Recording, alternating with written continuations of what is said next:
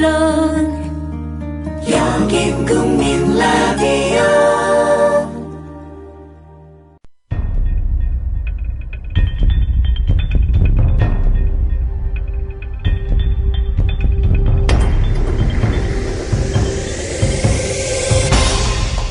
대한민국 이슈의 중심 국민 라디오 뉴스 K.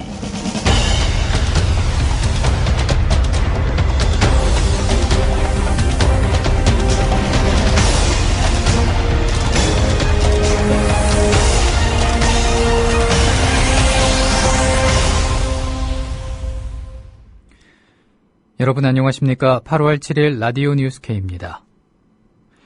황우여 교육부 장관 후보자의 종교적으로 편향된 교육관에 대한 우려의 목소리가 제기되고 있습니다. 오늘 국회 교육문화체육관광위원회 소속 새정치민주연합 박홍근 의원실에 따르면 황우여 후보자는 사단법인 한국기독교정치연구소의 대표를 맡고 있습니다.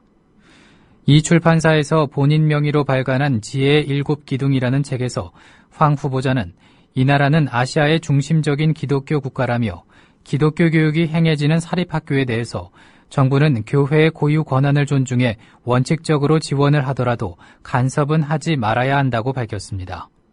또 평준화에 따른 학군제가 종교 교육을 위한 건학 이념에 배치돼선 안 된다.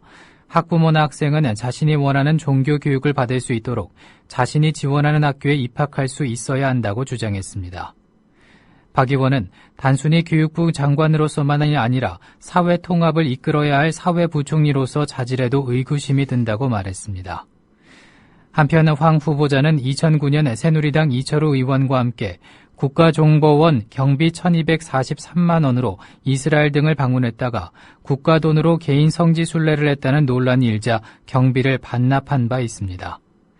박홍근 의원실에 따르면 황우여 후보자는 당시 요르단의 기독교 성지 페트라를 방문했다는 사실이 이번에 새롭게 확인됐습니다. 관련한 문답을 들어보시겠습니다. 2009년도 3월에 국회 정보위원 시절에 이철우 의원과 함께 9박 10일로 중동 4개국 순방을 하셨죠? 네, 그렇습니다. 예, 국정원을 통해서 제가 확인을 해봤더니 각국 정보기관 방문한다는 명목으로 갔죠. 그런데 이 경비를 1234만 원을 그중에서 경비에 1234만 원을 국정원에서 협찬을 받았습니다. 이게 논란 일이니까 다시 반납을 하셨고요. 그건 내용을 잘 알고 계시죠? 네. 문제는 이게 사실 국회 정보위에서 실시한 공무출장이 아니었습니다. 때문에 이 국정원 협찬받은 것에 대해서 문제가 제기되니까 결국은 스스로 인정을 하고 반납한 걸로 저는 이렇게 이해를 해도 되겠죠?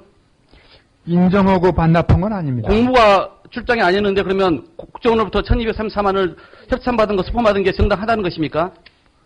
네, 여야의 합의에서 국회 정보위 차원에서의 회의 출장이 아니지 않았습니까? 그렇습니다. 이거는 그러면 당연히 그건 부적절한 것이죠. 그래서 스폰을 받은 것에 대해서 문제가 있으니까 1234만 원을 반납하신 거 아닙니까? 문제가 없는데 반납을 하셨습니까?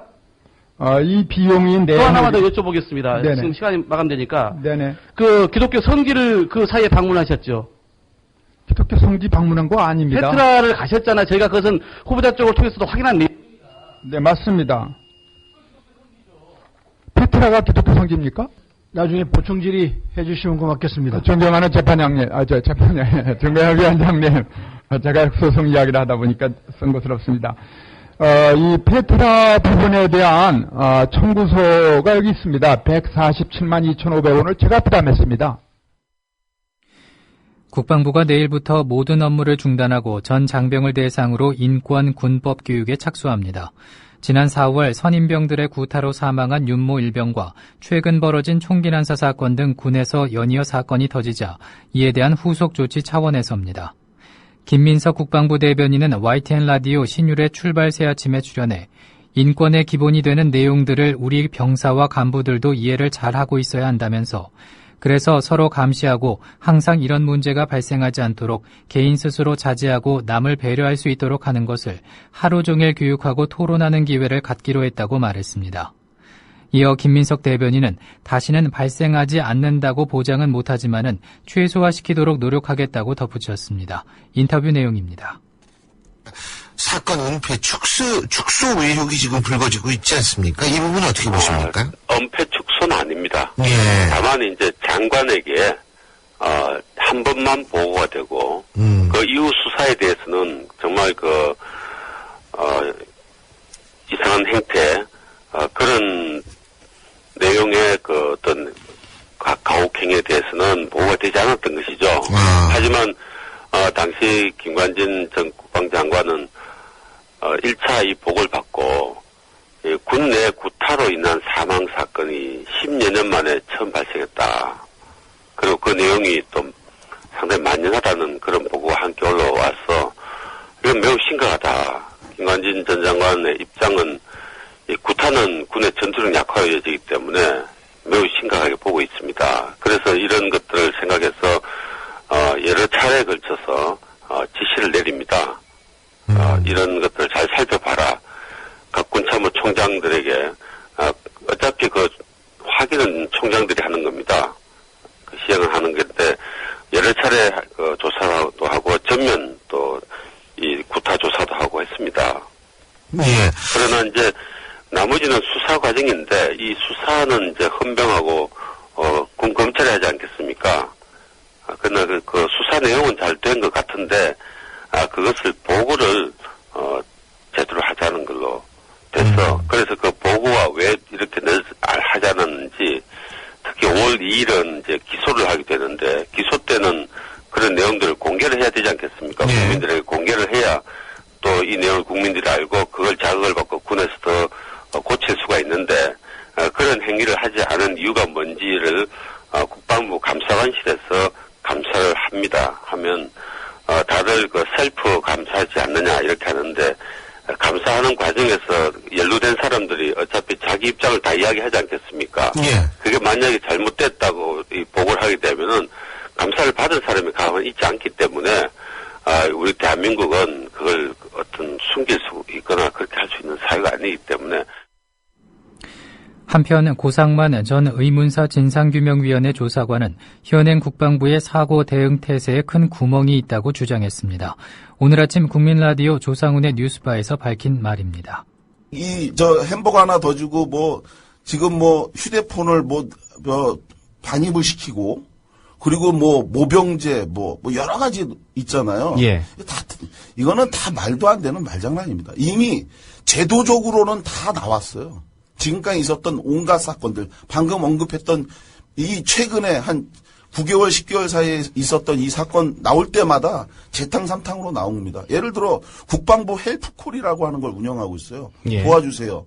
헬프콜에다가 전화하면 그 신고한 내용이 사실인지 여부를 확인해서 조사하는 게 아니라 누가 그걸 신고했는지 확인하는 게 군 현재 체계입니다. 이걸 왜 이런 문제가 발생하느냐. 이 운영 주체가 군이기 때문에 그래요. 군의 시각으로 이거를 판단하기 때문에 그렇습니다. 아까 제가 말씀드렸잖아요. 스패너로 제가 맞아서 자살을 했어요. 너무 견디기 힘들어서. 그러면 그거 순직 처리될 것 같습니까?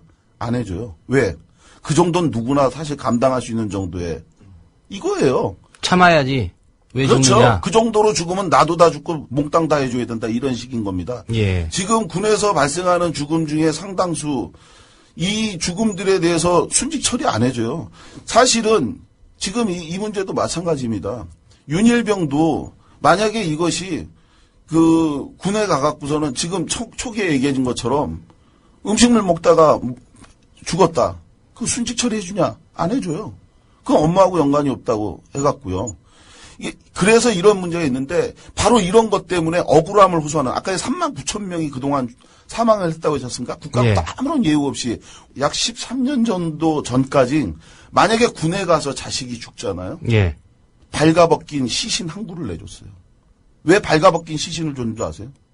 그 군복도 공용물이라서 그거 빨아서 다른 훈련병한테 입혀야 되기 때문에 2001년도 이후에 만든 게 뭐냐면 500만 원의 조의금이었습니다. 그것을 지금까지도 하고 있어요.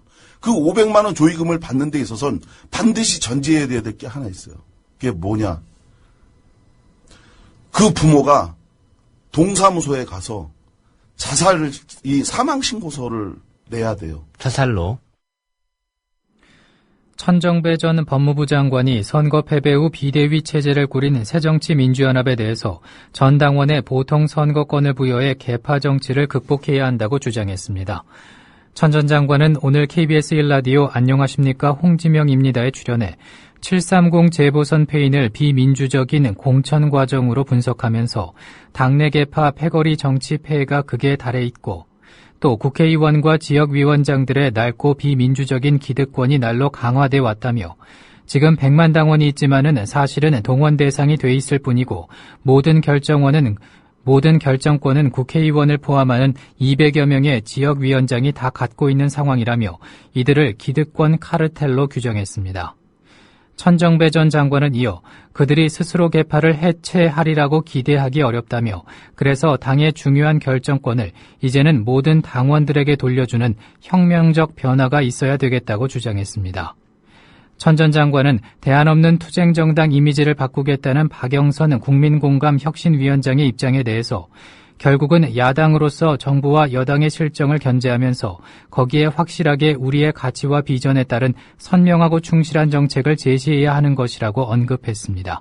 인터뷰를 들어보시겠습니다. 박영선 비대위원장은 대안 없는 투쟁정당 이미지를 바꾸겠다고 했습니다. 왜 투쟁정당의 이미지가 들어갔는지 정말 싸우기는 제대로 싸워봤는지 선명성은 있었는지 이런 부분들은 어떻게 보십니까?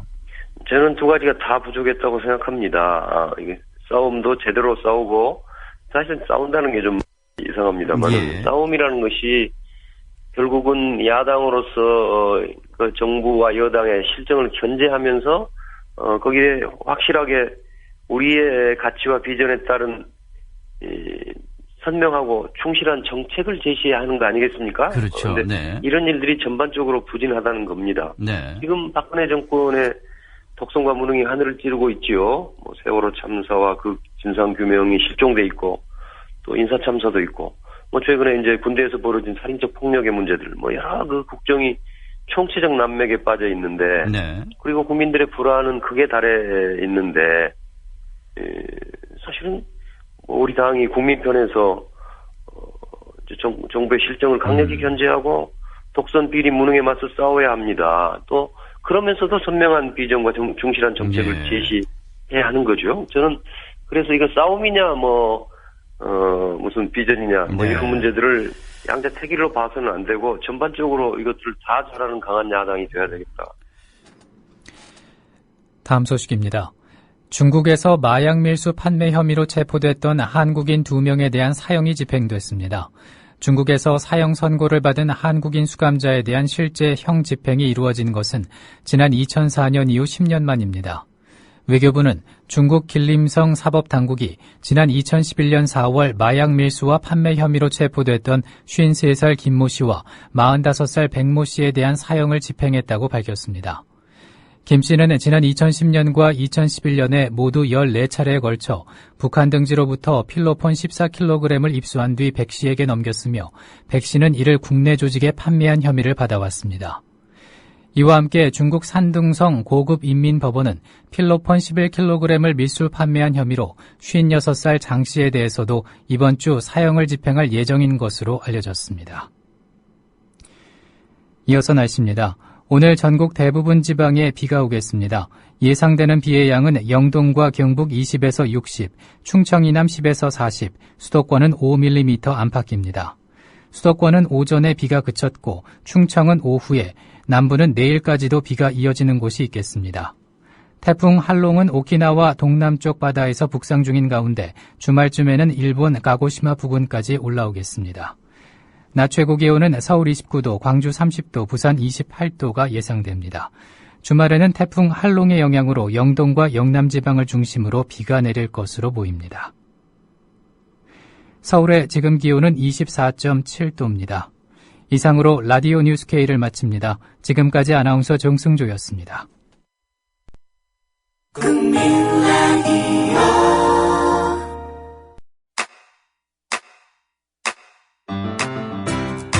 국민 라디오 지지하는 4가지 방법 아시나요?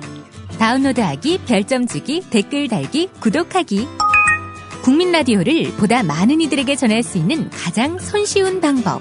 다운로드하기, 별점 주기, 댓글 달기, 구독하기. 잊지 마세요. 다운로드하기, 별점 주기, 댓글 달기, 구독하기.